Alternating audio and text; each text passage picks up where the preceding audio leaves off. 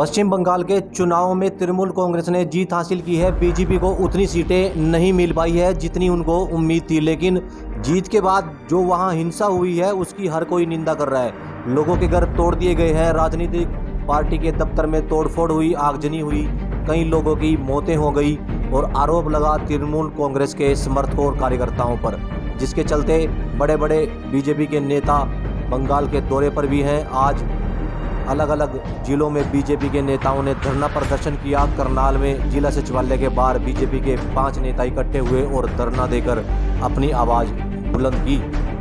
सरकार बताना चाहते हैं पूरे देश भर में बीजेपी के कार्यकर्ताओं को, नेताओं को क्यों धरने पर आज बैठना पड़ा?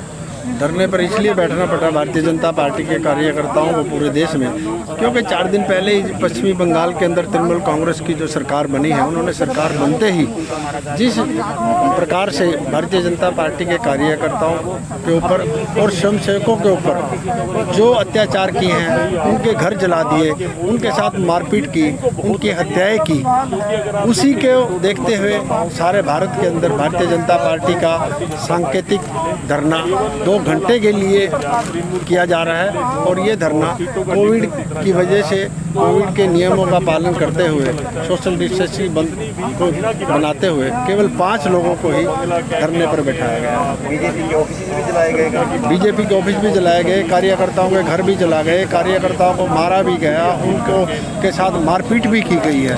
ये हार जीत होती रहती है चुनाव के अंदर, लेकिन ये पहली बार हो रहा है कि किसी की सरकार बनी है और सरकार बनने के बाद जिस हिसाब से उन्होंने जो ये मारपीट की है, जो हिंसात्मक कार्रवाई की है, उसकी हम निंदा करते हैं और महामहिम राष्ट्रपति जी से अनुरोध करते हैं कि वहाँ पर राष्ट्रपति शासन लागू किया जाए और ममता बनर्जी की सरकार को हटाया जाए। उनके कार्यकर्ताओं की हत्या की गई है। वहाँ अभी तक जो रिपोर्ट है वो 12-13 कार्यकर्ताओं की है, लेकिन अभी पूरी रिपोर्ट आनी बाकी है। हमारे राष्ट्रीय अध्यक्ष आदरणीय JP नड्डा जी पिछले 2 दिन से पश्चिम बंगाल गए हुए हैं और वो सारी स्थिति का वहाँ जायजा लेने के लिए गए हैं।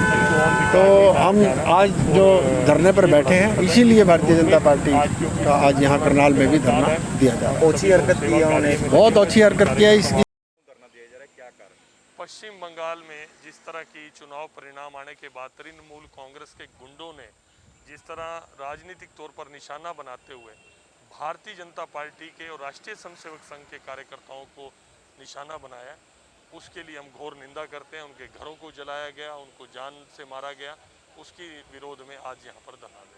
सर, लगातार कोविड के मामले बढ़ रहे हैं, ऑक्सीजन है नहीं है, दवाइयाँ है नहीं है, उसके बावजूद भी ऐसे धरने प्रदर्शन आप अभी अगर पिछले कुछ दिनों से अगर पूरे अच्छे से भारतीय जनता पार्टी कार्यकर्ताओं को ध्यान रख रहे होंगे या राष्ट्रीय स्वयंसेवक संघ के कार्यकर्ताओं को ध्यान में रख रहे होंगे, तो सभी कार्यकर्ता एक हॉस्पिटल सबको बांट दिया गया है। कहीं बेड की कमी ना हो, कहीं ऑक्सीजन की कमी ना हो, कहीं दवाई की कमी ना हो, प्रत्येक कार्यकर्ता। और दूसरी तरफ माननीय मुख्यमंत्री जी इस कोरोना पीरियड में, जबकि बाकी सब लोग अपने अपने कार्यालयों में बैठे हैं, मुख्यमंत्री खुद लगातार, कोई दिन ऐसा नहीं जब 1-2 जिलों में ना जाएं, 3 जिलों में ना जाएं, डॉक्टर से डिस्कस ना करें, हॉस्पिटल्स में ना जाएं, सब जगह करके और केंद्र से तालमेल बनाकर जिस तरह निरंतर आपूर्ति को, ऑक्सीजन की आपूर्ति को बढ़ाया जा रहा है। और लॉकडाउन भी इसलिए लगाया गया कि एक ब्रेक दिया जाए। जिस तरह से रोज़ केसेस बढ़ रहे थे, वो केसेस थोड़े से स्लो हों, ताकि जितने संसाधन हैं, जो भी इन प्रेजेंट कोविड पॉजिटिव लोग हैं, उनके लिए पूरे हो पाएँ। अगर रोज़ ही उसी स्पीड से कोविड पेशेंट और आते रहेंगे, कोविड पॉजिटिव लोग और आते रहेंगे, तो ये संसाधन भी कम पड़ जाएगा। सर, आम लोगों के लिए लॉकडाउन है, लेकिन बीजेपी के लिए लॉकडाउन नहीं है। बीजेपी के लिए लॉकडाउन है, इसलिए 5 लोग बैठे हैं। आप देख सकते हैं 5 लोग ही बैठे हैं धरने पर, ये इसीलिए लॉकडाउन है। इसलिए कांग्रेस ने भी परमिशन मांगी है इसी को लेकर भी, हमें भी। हाँ, ले ले, 5 लोगों की ले ले, किसने मना किया उनको? जो हमारे लिए कानून है उनके लिए भी कानून है। वो किसके, तृणमूल कांग्रेस के हक में बैठना चाहते हैं? हाँ, कोई बात नहीं, उनको नहीं मिलेगी, हमारे पास भिजवा देना, दिलवा देंगे। वो तृणमूल कांग्रेस की जिस तरह से उन्होंने सपोर्ट करी है, अपना सारा वोट वहाँ पर दिया है, वैसे बहुत ही शर्म की बात है कि कांग्रेस जैसा जो राष्ट्रीय दल अपने आप को कहता था, आज वो भी इन ओछी राजनीति में उतरा है।